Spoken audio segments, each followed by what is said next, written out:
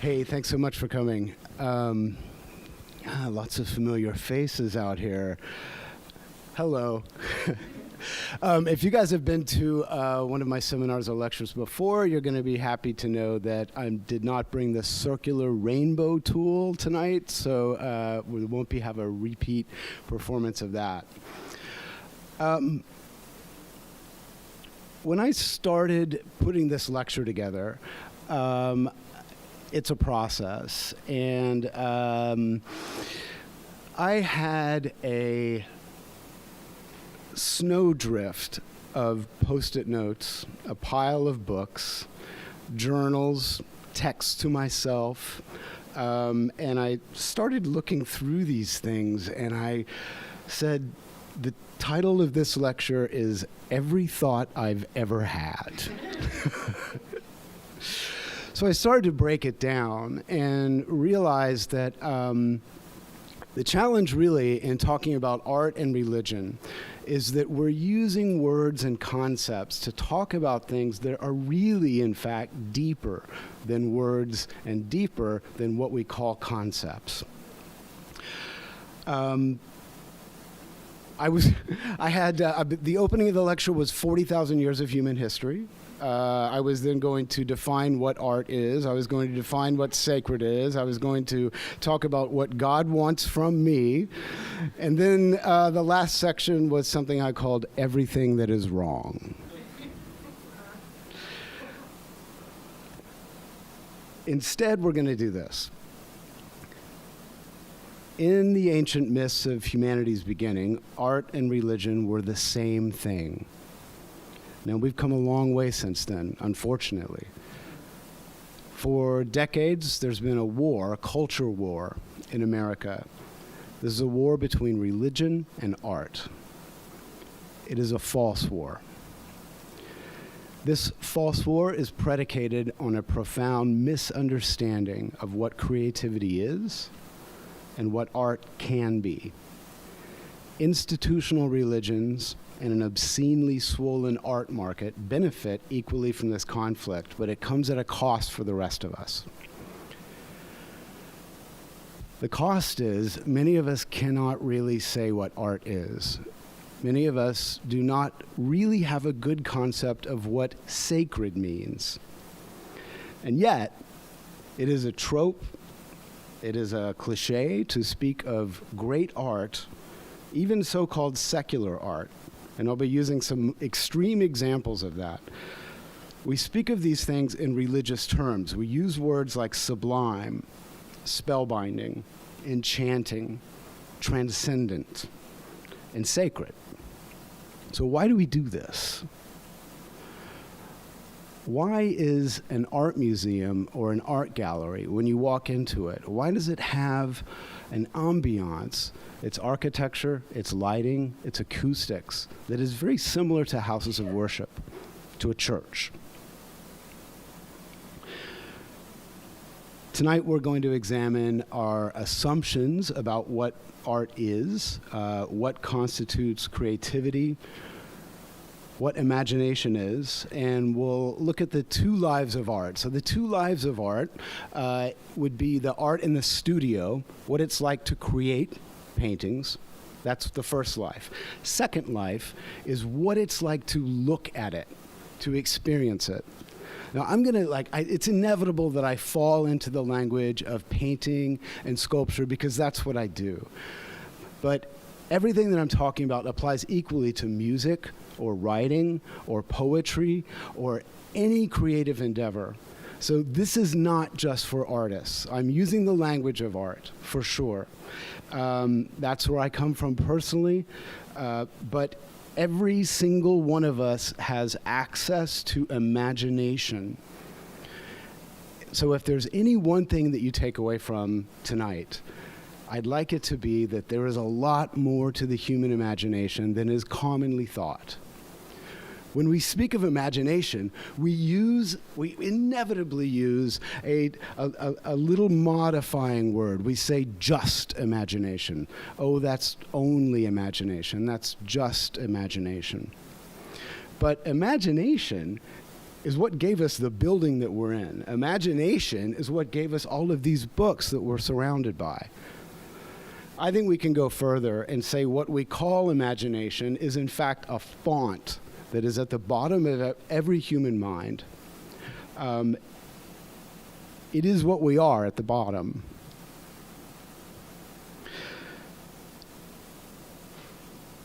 In my personal history, when I first decided to become an artist, full time, do it for a living, I was about 19, 20 years old. And at this point, I was what I called myself an atheist. I was raised in an environment of evangelical Christianity. And I knew all along, I just sensed it, even as a little kid, that there was something wrong. There's something wrong with what they're saying and the way they're going about it. So when I became a little bit older, I was like, well, I'm an atheist now. What I really was an anti-theist. I was against God. I was not without God. I was against it. I was mad at God for not existing, which is a pretty funny thing when you think about it, to be angry at something because it doesn't exist. But I began to learn about meditation and mythology and Eastern religions in general at about the same time that I was in the studio all the time. And I found that the mindset of meditation not only helps me to shut out caustic and egoic voices in my everyday life, the walk around life, it also helped in painting. So it helped in painting because it helped me to concentrate on process. So process is hugely important. Process can be a spiritual exercise. So what do I mean by process? In this case, I mean, what is the brush doing when it hits the canvas? I mean, focusing in on that one point, focusing in on the pencil on the paper, right? So this is a lesson that is in the Bhagavad Gita, an ancient Hindu text. It has many lessons. One of them is, do not be attached to the fruit of your labor. Instead, concentrate on the action. So for anyone who makes music or writes poetry or writes or paints or any of this stuff, you'll know that this is true. That process, when you're working, is more important than what is made. Unfortunately, we tend to concentrate on the art object. We want to know what art is, not what art does. So I want you to tonight think about art not as a noun, but as a verb. It's an action. It's a verb in the same way that love is a verb.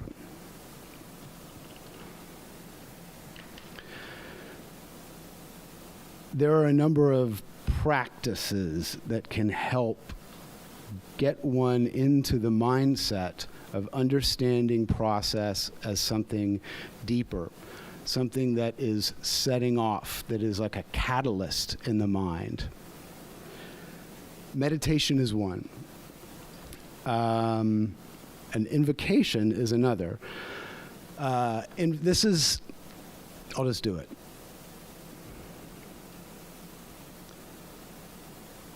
O divine Posy, goddess daughter of Zeus, proclaim for me this song of the various-minded man who, after he had plundered the innermost citadel of hallowed Troy, was made to stray grievously about the coasts of man, and made the sport of his custom, good and bad, while his heart, through all the seafaring, ached in an agony to redeem himself and to bring his company safe home. Vain hope for them. For his fellows he strove in vain. Their own witlessness cast them away, the fools. To destroy for meat the oxen of the most exalted sun. Wherefore the sun god blotted out the day of their return. Make this tale sing for us in all its many bearings, O Muse. Anybody recognize that? Anybody know what that is? Yes. That's right. So that is the opening stanzas of the Odyssey by Homer.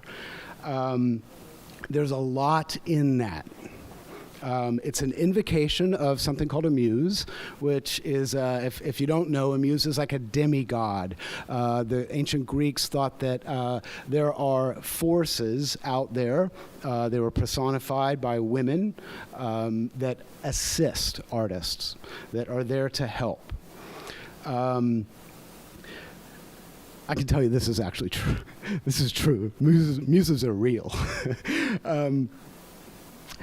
I use this invocation every time before I paint.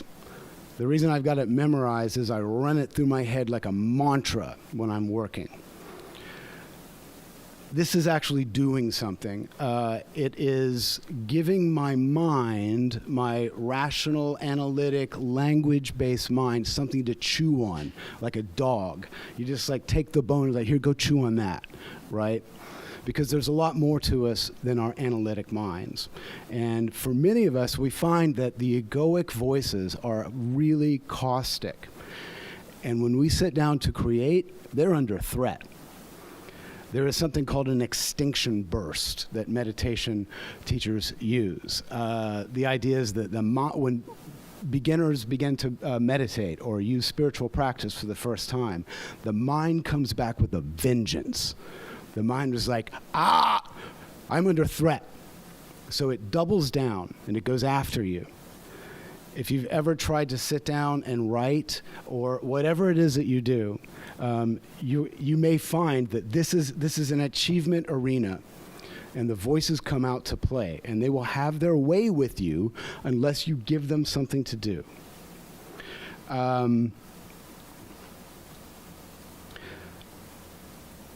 Another thing in the invocation, besides the muse, is the concept of going home. The whole story of Ulysses is he goes through all of these adventures, but all he wants to do is go home.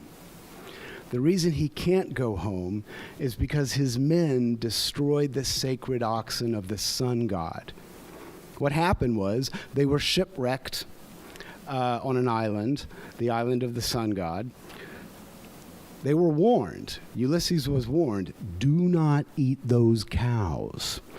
Those cows belong to the sun god. Those cows are sacred. They are not like other cows. Ulysses has a sort of confab, a meet with the sun god up on top of a mountain. So he tells his men, listen, don't eat the oxen. What do?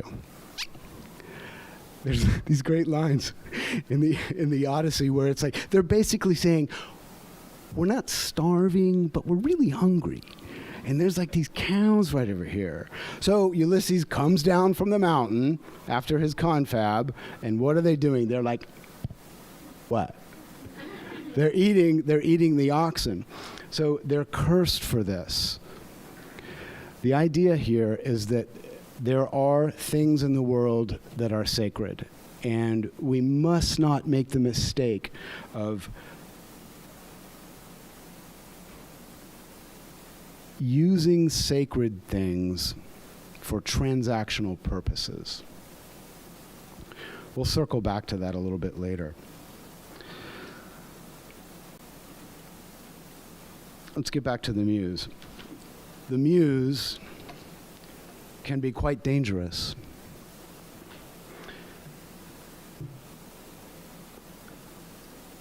So in Greece, they called these forces muses.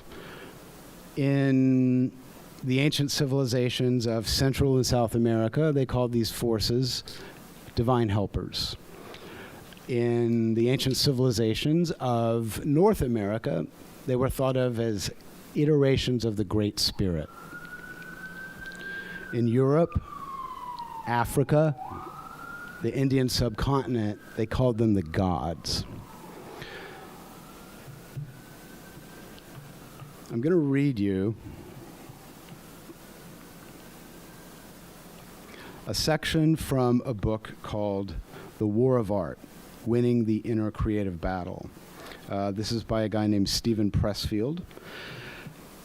He talks a lot about how artists can use these forces, the idea that the human mind has access to planes that are other than the ordinary, that are palpable, that are actually there to help us.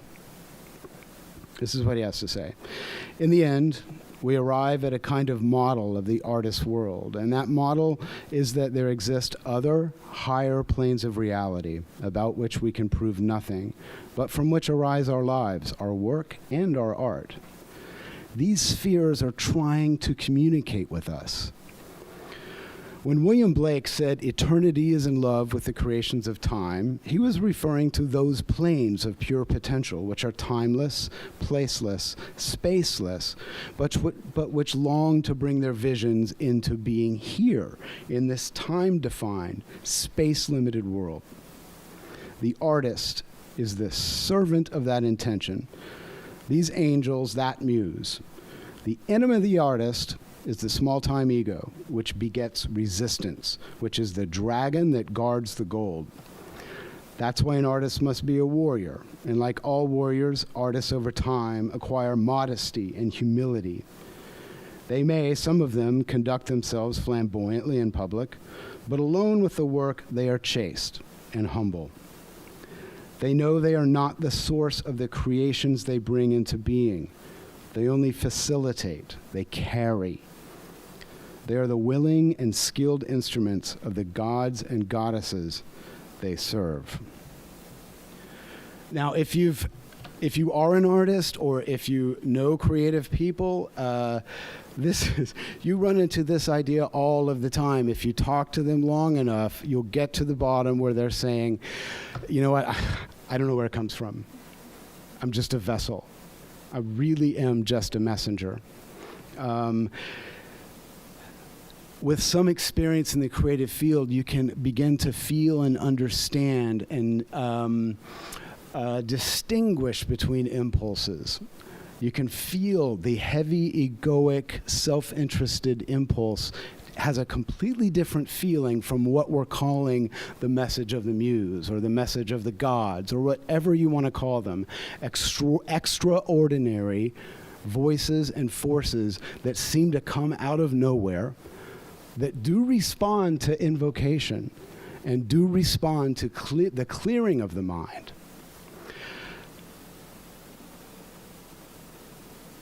They come in. They can be raised up. They can be called up. But they respond to humility. They respond to an empty vessel rather than one that's full of self. This kind of thinking is a stranger to the analytic parts of our mind. The ego is primarily a function of the analytic part of our mind. The presences and dimensions that we're talking about tonight cannot communicate with us via language. They can only use images and impulses. Now, when I'm talking about these tonight, I have to use words. I have to. It's the only method of communication. But don't this is. I feel like this is like the part in the commercial for pharmaceutical companies where I have to read out this disclaimer, right? These things don't communicate to me through words. I'll say, like, it said this, it told me to do this. But it's not voices, it's impulses. If I were really honest, this whole thing I would just mime and, do an interpretive dance to get all this stuff across to you. But I'm limited by words. And they fuck with us.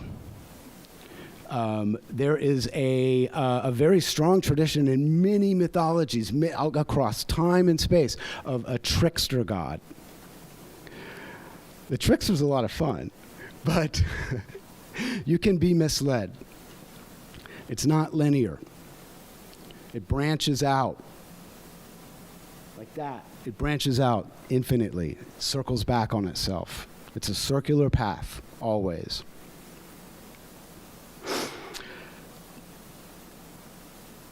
I'm here to tell you, these voices, these forces, whether you can say that they come from the subconscious. I say no, I say they come via the subconscious.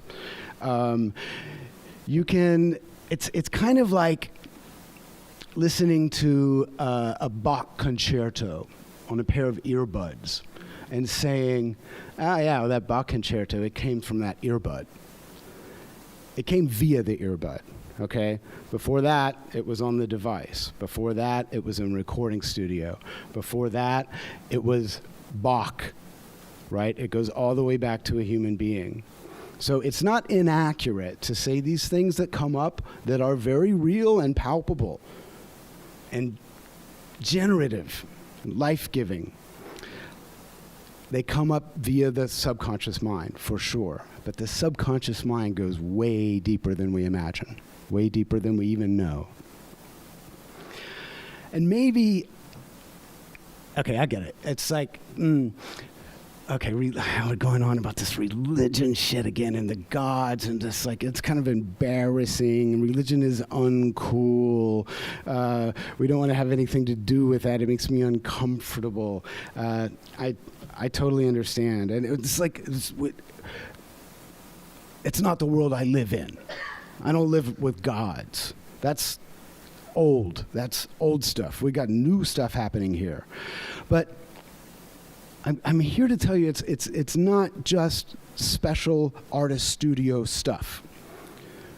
The gods permeate the everyday world that we're living in, and not in like a mysterioso way, in an everyday way. It's part of everyday life. It's part of everyday transactions, whether we know it or not.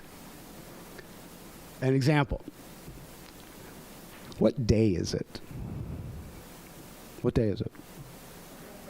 Friday. Why do we call it Friday? Oh, good. Excellent. All right. So, it's named after a Norse goddess. So, good thing the lecture's on Friday. Except, like, Thursday is Thor's Day. Wednesday, Woden Day. Tuesday is Tiu. Monday is the Moon's Day. Sunday is the Sun's Day. And let me just guarantee you that everyone in this room at some point had an ancestor that worshiped the moon and worshiped the sun. Not just that. Why do we have a 7-day week? Is that 30? Okay, so a month is about 30 days because of the moon. That's a real thing. A year, that's a revolution around the sun. That's a real thing. A week is not a real thing. We impose that. Why is it 7 days? Why not 5? Sorry? Good. Okay. Yep. There's that. There's also the creation story in Genesis. 7 days, God created the world.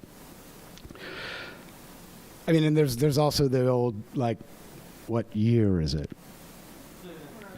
Okay, yeah, Louis C.K. does a better job with that, but it's like, yeah, 2019 years since what?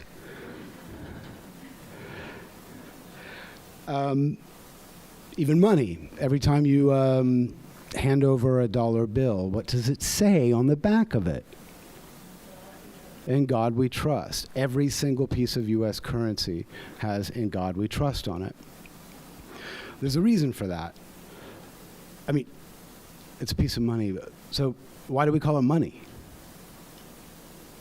Does anyone know? Why do we call money money? Does no one here think about money? Okay, money is named after Juno Moneta. Juno was a goddess. Okay, good. So in the Roman Empire, Juno was the sort of stamp of authenticity. So official documents would have a seal with the image of Juno on it. That means this is real, this is an official thing. So inevitably, when they started using coins, they would put the image of Juno on it because money is pretend. Okay? Like our dollar bill is a piece of paper. This is all about trust. And so in order to trust that money's going to work, it has to be authentic, right? So our whole idea of money goes all the way back to an authenticity that is stamped by a goddess, right?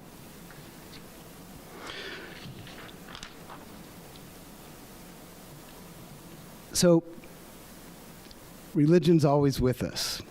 In the beginning, religion and art were the same thing. One of the oldest religious traditions we have is shamanism. So before we had priests, we had shamans, most definitely.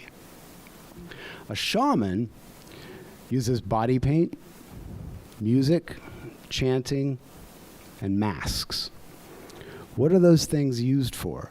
They're used to invoke extra human forces. They are used to signal to the people that this is coming through me now. You put a mask on, it's not about Halloween, it's not about a disguise. It's to say, this isn't me in a shamanistic sense. This isn't me anymore. This is the God coming through me. One of my mentors talks about, it's totally speculative because we have ancient art for sure, but that's probably not the oldest art. It's not the original art. It's the other stuff is just isn't around anymore because it was probably body paint. That was probably the first thing that they did, our ancestors. He likes to tell a story about a woman on the savannah of Africa who is skinning an antelope, and she got blood on her hands. She leans against a rock. She pulls it away and looks like handprint. So that probably happened thousands of times. But at some point, somebody put their hand back in the blood and did it again and realized, oh, look what I can do. And probably at some point they did something like this. Now they're transforming themselves completely. This, I like to think, was the first visual artist. But it's a transformation of self. So the relationship between art and religion has played itself out throughout human history. And here's the part where I was going to go into 40,000 years of human history, but we'll just sort of skip over that. And everyone's familiar with the artists of the Renaissance, the artists of medieval Europe. This is happening all over Asia, where artists are in service to the temple. They are in service to the church. And the church is an amazing patron of artists, and it's a mutually beneficial thing. But it's kind of still happening now in that religion and art are coming together, but now we're doing something more like this. It's conflict. This is a false war that I was talking about before.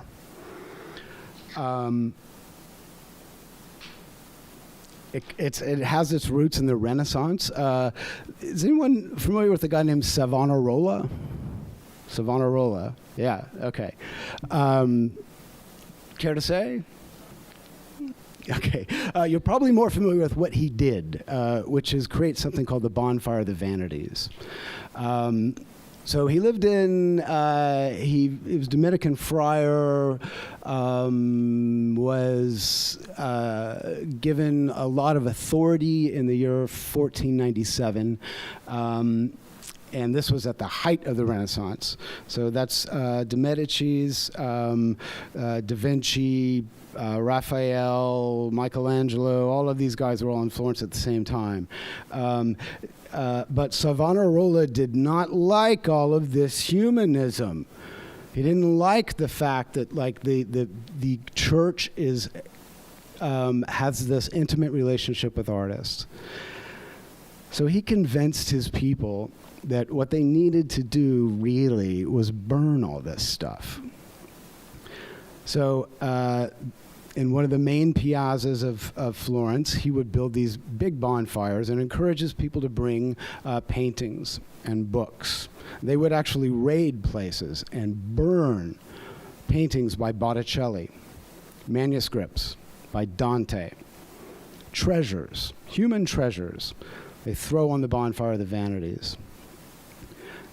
It didn't work out so well for Savonarola. He got too much power. This kind of anti-art and anti-life force will catch fire periodically. I would suggest that we are in one of those times right now. People seem to love burning shit, and the more beautiful it is, the more threatening it is, the more they want to throw it on the fire. Savonarola got too much power, and so the Pope excommunicated him, and they ended up, well, they crucified him. So but they burned him in the same piazza where he was having his bonfire of the Vanities. So, good thing that was a long time ago, right? That's some medieval shit that we're way past now. But I think maybe we are not. In the late 1980s and the early 1990s, Senator Jesse Helms of North Carolina used an exhibition of a work called Piss Christ by an artist called Andre Serrano. I debated back and forth about having a giant screen here to show you the images of these works of art. I elected not to do it, and it's because it's not the work of art. It's an electronic image. It's misleading to say this is what it looks like. I invite you to look these things up on your phone if you want to see an image, or they're easily searchable. These are very famous examples of religion and art coming together, so it's easily searchable. So Piss Christ is a photograph of a crucifix, a plaster crucifix submerged in a jar of the artist's urine. And then the photograph itself is about 60 inches by 40 inches. It's beautiful. It's light coming through things. It is a gorgeous thing. But of course, conservative politicians in the American South did not like this. So what they do is they tend to attack it. They'll attack it for political power, to consolidate political power. In the case of Piss Christ, it was physically attacked. It was vandalized in 1997 in Austria, and then again in 2011 in France. But the thing about this is that Andre Serrano is a devout Catholic. He didn't make this thing to shock. He was saying something about the incarnation. So if you're not a Christian or not familiar with Christian theology, a big part of that is that God became man. God became a real human being who pees. So this is what he's saying. This was his message. Now, it is shocking, but the point he was making gets drowned out in all of the noise.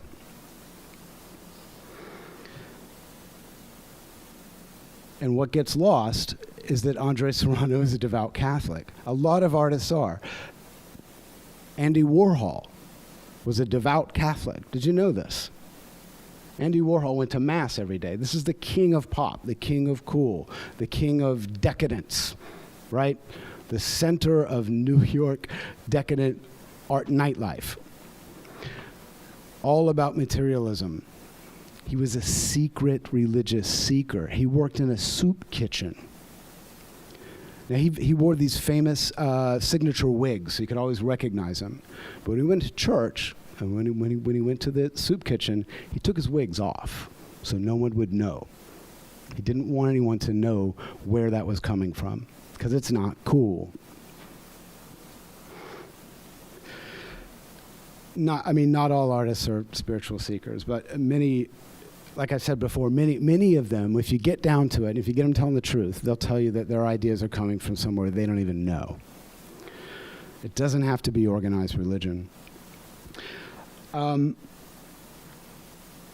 example is Madonna by Chris Ofili, who is a British artist, but his parents and family are from Nigeria. He ran up against New York Mayor Rudy Giuliani, again in the late 90s. So Giuliani spotted an opportunity after reading a tabloid report about Chris Ofili's work, which was exhibited in the Brooklyn Museum. This work was it's called Madonna. It was a painting of an African-American Virgin Mary that was surrounded by, they look like cherubims, but they're actually cutouts from pornographic magazines. Curiously, they didn't care about the pornographic magazines. What they cared about was the elephant dung that he had glued onto the canvas. So, of course, conservative politicians are going to seize on this and say, you're smearing shit on Virgin Mary. Chris Ofili was making reference to an African tradition of using elephant dung to honor something. Elephant dung is valuable in many African societies. The amazing thing is that they didn't care about the porno. They only cared about the dung. And I think a lot of what they cared about was that it was a black Virgin Mary, which is a lot closer to the color she would actually be, right? She was a Palestinian.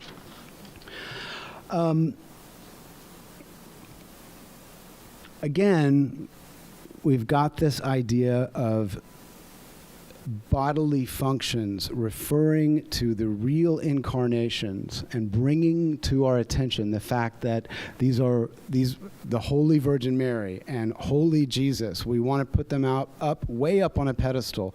But the real message is, the important heartening message of Christian mythology and Christian theology is that God came into the world and became a human being. But we don't seem to want to talk about that. These artists were talking about that. Here's another example. In the winter of 2000-2001, a modern art museum in Warsaw exhibited Maurizio Catalan's sculpture of Pope John Paul felled by a meteorite. So 2 outraged members of the Polish parliament marched into the gallery, rolled away the boulder, and left a letter defaming the Jewish origin of the museum director, who was forced to resign. Now, Jesus was a Jew. So, for conservative Christians to come in and be angry at a work of art and then defame the note just was talking about the bad Jews. Jesus wasn't a Christian. Jesus wasn't white. He was Jewish. Oh, it just kills me. All right. All right. But these are examples of fundamentalism, religious and political fundamentalism. Religion and politics are coming together, I think, in the modern world in some very unfortunate ways. Let me say that fundamentalism, whether political or religious, is a philosophy of the powerless. It is a philosophy of despair. It is backward looking. So in America, white Christian fundamentalism got started during Reconstruction in the American South. It's just like notions of the master race got started in Germany after World War II. These are defeated people. You can say the same thing about the Taliban, who are not spotless either.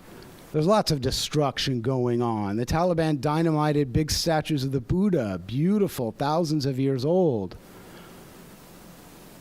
Stalin destroyed cathedrals. Stalin destroyed lots of what they call degenerate art. The Nazis destroyed degenerate art, art that they found profoundly threatening.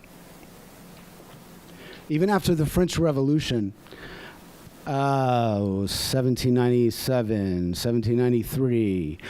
The French Revolution with all the beheading and the busy guillotine, right? So the monarch is beheaded, Marie Antoinette is beheaded, the aristocracy is beheaded. I mean, they must have had to sharpen this thing. They beheaded so many people. They were crazy for it. Which, by the way, if you're in a fancy dinner party in Paris and you run out of things to say, do not ask about the guillotine. They don't like to talk about this. That's a freebie. But so, they after all the beheadings, they had a little problem in that there's in the center of Paris is this giant, beautiful cathedral called the Cathedral of Notre Dom. There's like, this will not do. This is a government of reason. We only do reason. So the Cathedral of Notre Dame is now a temple of reason. We will now have our festival of reason. But you walk in, and there's all these statues of saints, these beautifully carved statues of the Catholic saints. They got the Festival of Reason coming up. They could have just taken them out. What did they do with the statues? They beheaded them. They chopped off their heads. They chopped off the heads of the Catholic saints. They had their Festival of Reason, but the centerpiece of the festival or the pageant of reason was a goddess of reason. They just could not have any festival without referring to the gods, no matter how hard they tried. But I bring it up because of the beheading of art, the beheading of art that they found threatening. And again, in every one of these examples, we are focusing on the object, focusing on the art object, not what makes the art. And I can tell you that if you want to get an artist to do what you don't want to do, tell them not to do it. They're just going to be like, oh, you don't like it when I do this? Then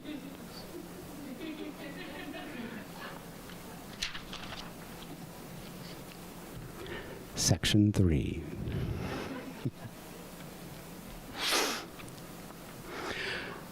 Okay. All religious and political fundamentalists. Every last one of these is an example of that. We are now in a time when white Christian fundamentalists are giving cover, ethical and religious cover, for policies that are, I would say, harmful, to say the least. This is an abdication of their religion. It's an abdication of their ethics. And they're doing it only to consolidate political power. I just had to get that out and say that. The reason all of this is important, the reason all of these examples are important, is because there's a profound mistake these people are making by concentrating on the object, because it is the process of art that is sacred. In this sense, all art, it doesn't matter if it's a painting of shit or a painting of the Holocaust. What gave rise to that, the forces that gave rise to that, is more religious than a fundamentalist Christian going in and trying to destroy it. Do you see what I mean? It is more sacred.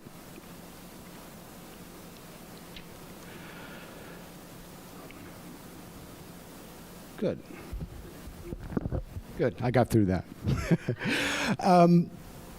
So in order to talk about the reason why these things are sacred, I want to talk about the two lives of art, and I'll use some of these paintings as examples.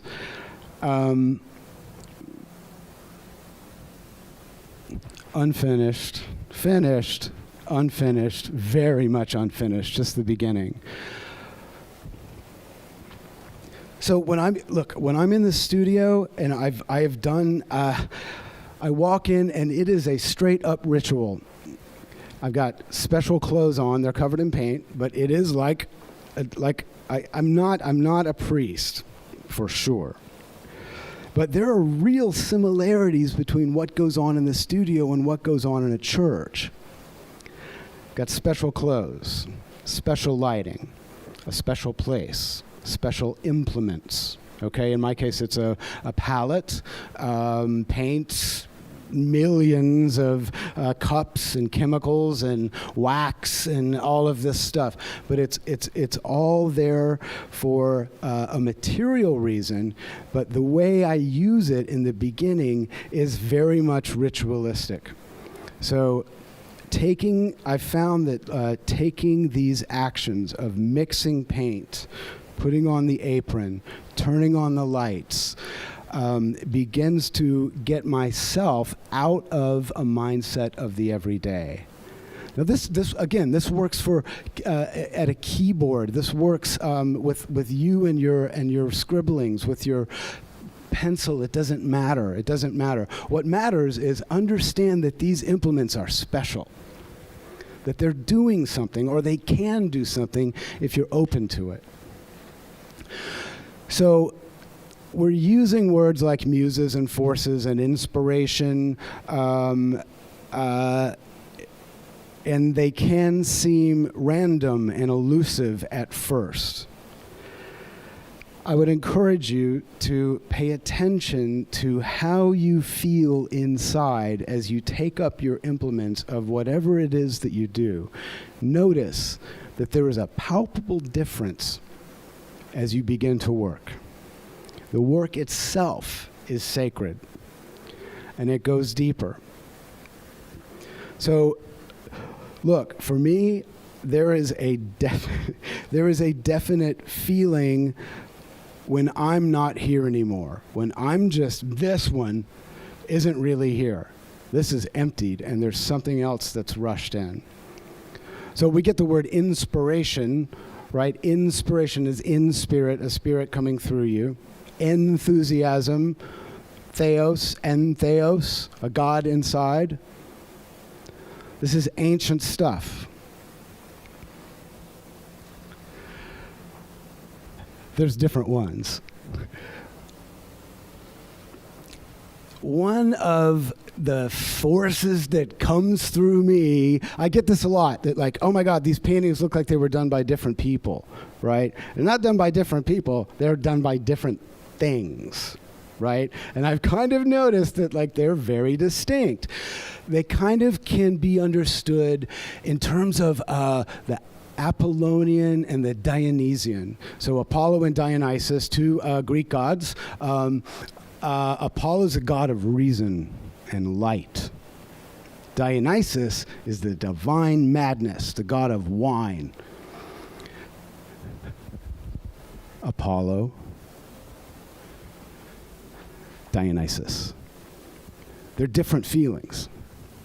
So this one, one of the most amazing parts is looking at a blank canvas and going, wonder what's in there. This one, I didn't even get the words out of my mouth, and it's like fire. Fire's there. It's not words. It's not words. It's like an impulse. Fire. It's like, woo. Okay, fire, right? So it's just like, I don't really even need any more. If I say yes to it, yes, fire, then that's that thing painting. I'm gone. I'm not really making decisions. It's like, yep, that, yep, that, yep, that, yep, that. And again, the only thing I can really compare this to in scope and depth and power is being in love. It's not exactly like being in love, but like this feeling of being swept away. And being in love is powerful. It is dangerous. It is difficult. So it's like that. Apollo, on the other hand,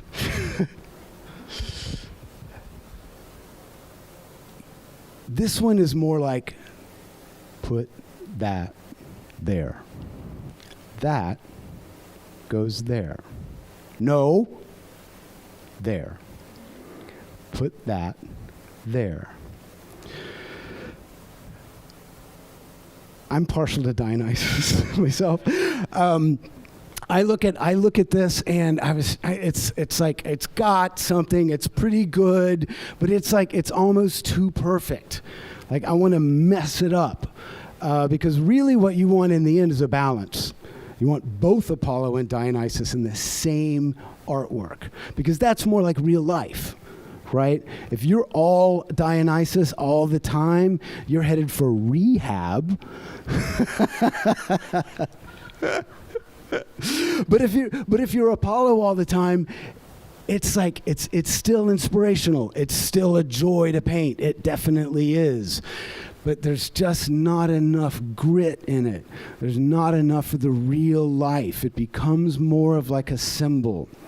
So this one's inspired by, there's a passage in the Upanishads where the writer is struggling. You can read it. You can see it in his words. He's struggling to find a metaphor for what is it like when these forces come down into the world. He's trying to describe what it's like when universal consciousness makes itself known in the material world. What he comes up with was, it is like an upside-down tree hanging in the sky, which is a pretty wonderful image. I've been trying to paint this thing for years, and I can't quite get it right. It's like they've been successful. They get sold. They were in a museum in Russia. Yeah. But I keep returning to it because I'm not there yet. It's kind of like Kurt Vonnegut talks about. Somebody asked him why he's got so many gray suits. He was like, "Well, I keep buying them. I can never find the right one." So it's like I'm going to paint this tree till the day I die. I'm sure of it. One thing that makes it successful is the combination of shapes.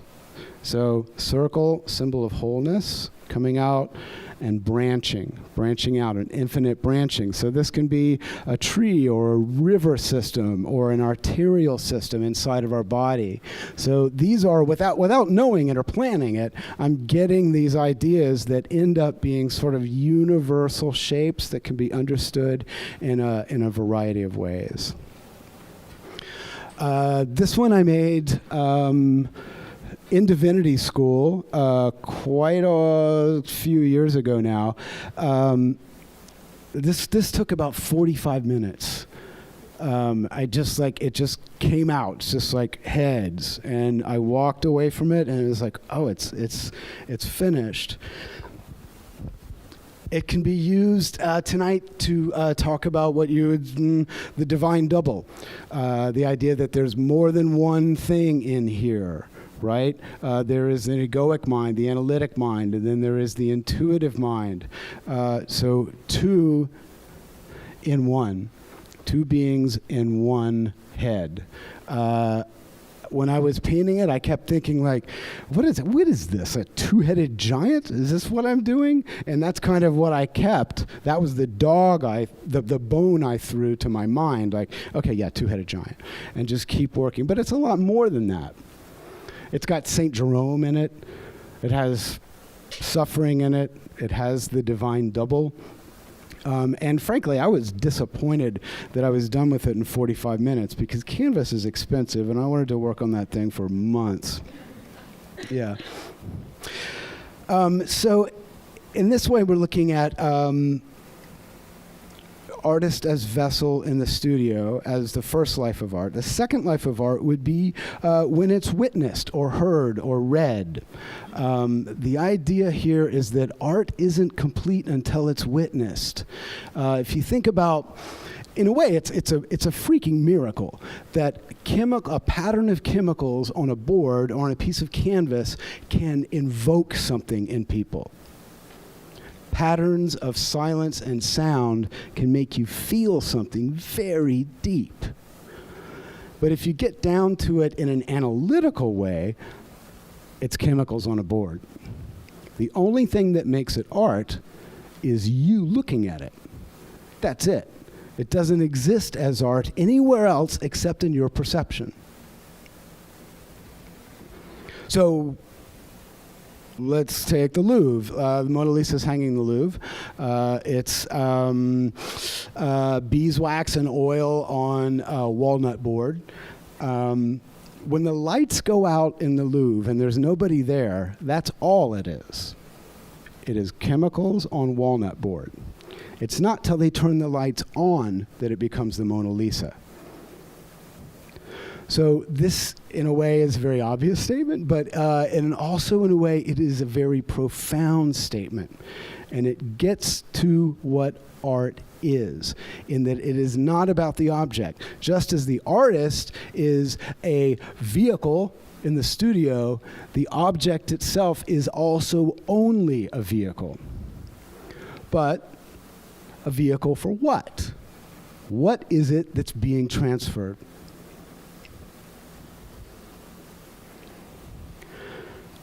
It's a good question.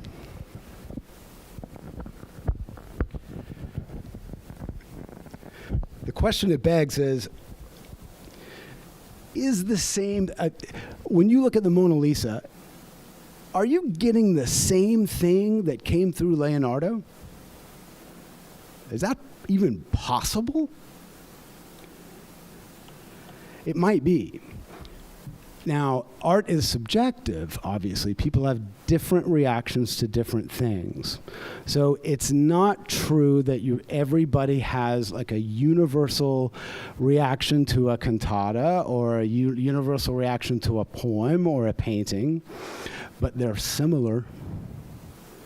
They're similar enough that we can write books and books and books and books about it. And the differences, when you look at it, are really quite small.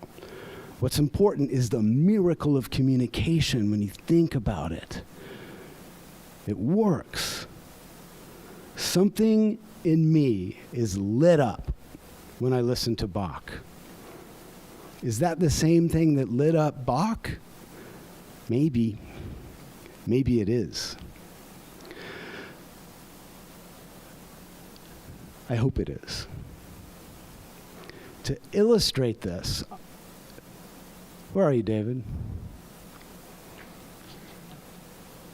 You're up, Eva.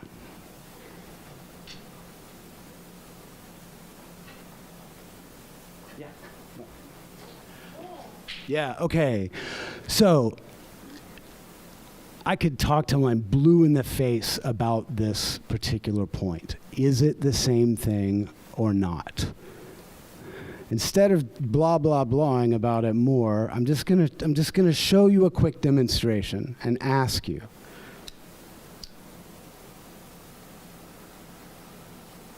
No air currents. Ready?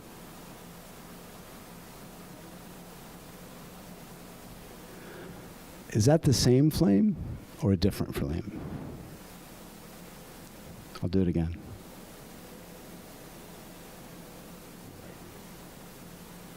Same flame or different flame? Okay, thanks. Big hand for Ava. You got it.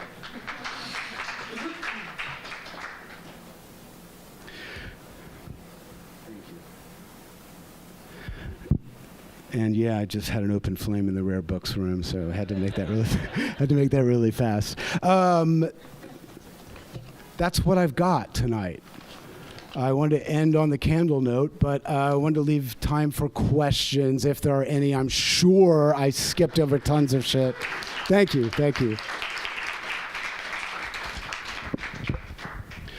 Sorry about this business with the microphone. We have to do it not for you, but for YouTube video. My YouTube audience, both of them, will be very grateful for us. So if you have a question, go ahead. So in reference to the Dionysian versus the Apollonian, like I'm thinking of Birth of Tragedy, to like reach the... You're thinking of what? Go ahead. Birth of Tragedy, okay. like Nietzsche, Yeah, like right. using those.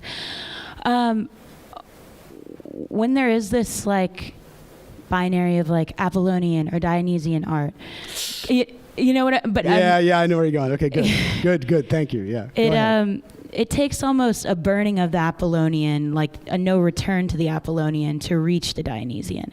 So I'm interested in the merging, especially in the limits of language. How can we find something specifically? Like I know in music, techno is a good merge, or like, non-objective like art. But right. How can we get a sense of Dionysian within the limits of language? Well, I mean, that's why I think the triumph of abstract art, right? In my field, in painting, like that is what is happening there. That is just fucking fantastic. The fact that we can get something from like this, right? Now let's just not get hung up on this bullshit that my kid could do it, all right? That's not the case at all, right? But if there's any art form that proves what we're talking about and what your question is, I would say it's abstract art. Right, but I'm totally prejudiced. I'm a painter. Like you said, isn't that what poetry does? Isn't that exactly what poetry does? It uses language to not even point to, but to straight up deliver something else, something bigger. And it's not the words; it's the spaces between them. Right? Excellent. Thank you so much. And I really don't want to paint this. I didn't want to paint with a broad brush. I didn't want to make this Apollonian Dionysian thing so sort of binary. It's not really that way. It's just for clarification. It's like the best I can do. I should have mimed the whole thing. It would have been more honest.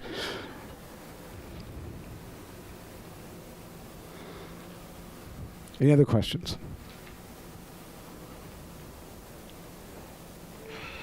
Okay. I've known Michael for a long time.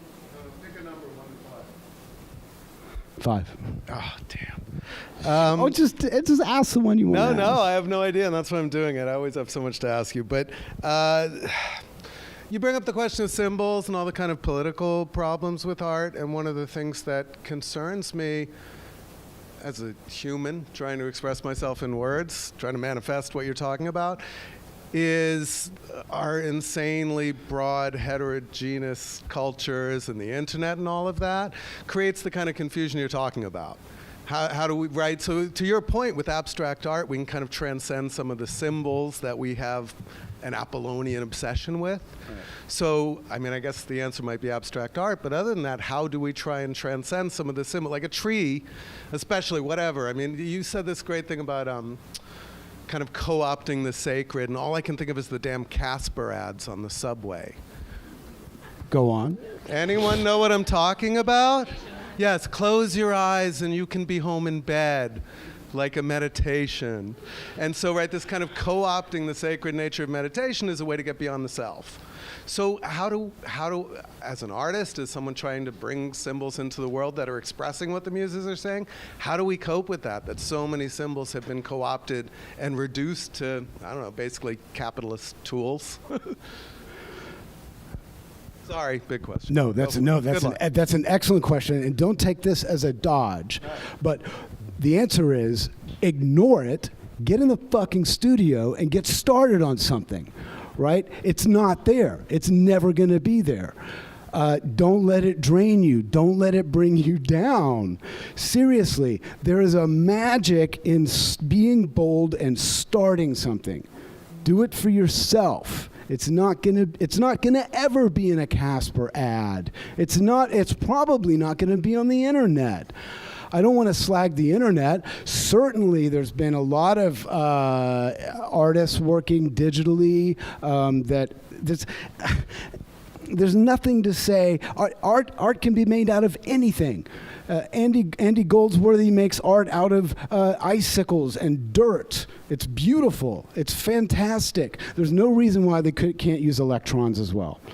Now, I haven't seen it. I haven't been moved by much of it. But that's just my prejudice. That doesn't mean it can't be done. It absolutely can be done, right? But it's not going to be in the commercial world. I don't think it is, man. I don't think it's ever going to be there. It's not meant to be there.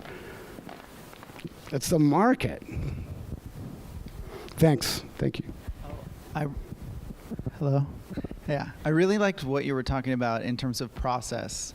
And I see that it's pretty obvious that idolatry is a kind of like center point between religion and art, in that we always refer to some kind of like certain vertice that we can grab onto of where art might come from, even if it's wrong. You know, we say, you know, Jeff Koons made this, but really Jeff Koons' assistants made this. Or we say, you know, that was Smokey Robinson, but really it was 15 other studio musicians who went unnamed. Right. You know, and how do you reconcile those things of for yourself, I guess, just with, you know, the beauty of that mythology and being a single author of creative work, and also going back historically and looking at things and trying to understand, well, you know, this might not have just been Botticelli, or just how do you reconcile those things for yourself? By doing it myself. Yeah. I mean, I actually do that what you're talking about. Not here, but when I paint murals, I mean, the last big one I painted was like, there's one artist there, there's another one in the back. I hired 10 people to come down and paint this thing. And that becomes my job, like more like a conductor than an individual musician. And I think if you approach it that way, that it becomes about people working together and getting them to play towards their strength and their individuality within the confines of the project. This is, I mean, God, I know so many people who have worked for Jeff Koons and Tom Sachs, and like lots of, if you don't know this, a lot of artists do not make their own shit. They just have teams and teams and teams of people who are underpaid, inevitably, straight out of art school, overworked, and not given any credit whatsoever. I try to counter that by, when I'm doing it, I always use a culture of respect and a creative environment of respect, and then use whatever I can do to help these people do whatever it is that they want to do. So like they are part of this project for now. We are all in it together. But I don't ever come out, I would never do that, come out and say, I made that when I didn't. No, we made that. Right? And so it becomes being straight up honest about it. Does that answer your question? I don't even know if I had a question. Okay, fine. Fine. All right, good. Yeah.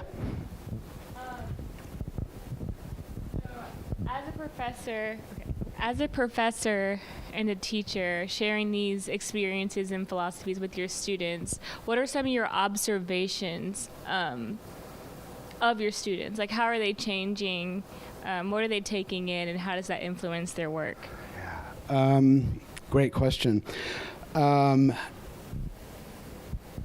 I'm a lot more interested in their work as human beings than as in their like actual physical artwork. That's not so much my business. I'm here to talk about what it's like sort of existentially. Like, what are the existential problems of being an artist? And I also don't like to focus on the object, right? So it's like, it's the process. How does this work with your process?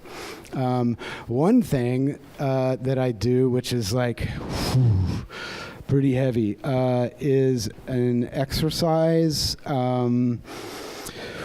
where usually it's in the context of a seminar, not just like one little lecture, right? So we get to this sort of gradually and get people comfortable, where we give voice to that nasty shit that we say to ourselves, right, as artists and as just human beings.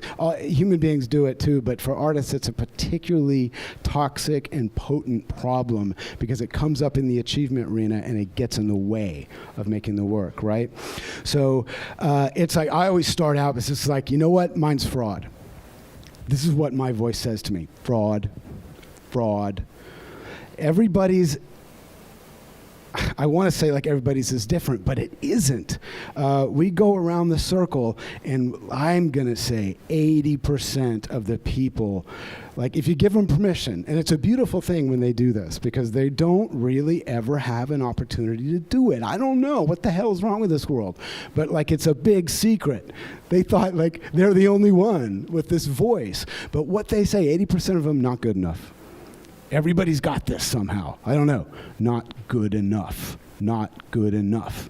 Now, it's interesting that unlike the sort of inspirational stuff that comes through when we're creating, those voices use language, right? Those are words. They're not impulses. So that's a good clue. If you're working and paying attention to what's going on in your mind, they are different. They are different flavors, right? If they're distinct words and if they hurt, that's what you avoid. Is that good? Yeah, okay, thanks, yeah. Yeah, hey, Ava.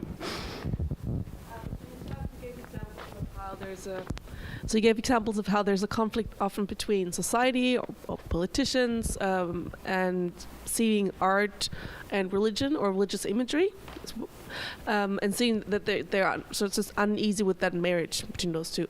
But do you also think that there are artists there that are uneasy about the marriage between art and the divine that you described? So they don't want to take that into account or don't want to admit that that's actually, as you said, like an essential part of their process and of their work. Yeah, thanks. That's an excellent question, and I can't really, in fairness, answer this because I've not done like a survey, right?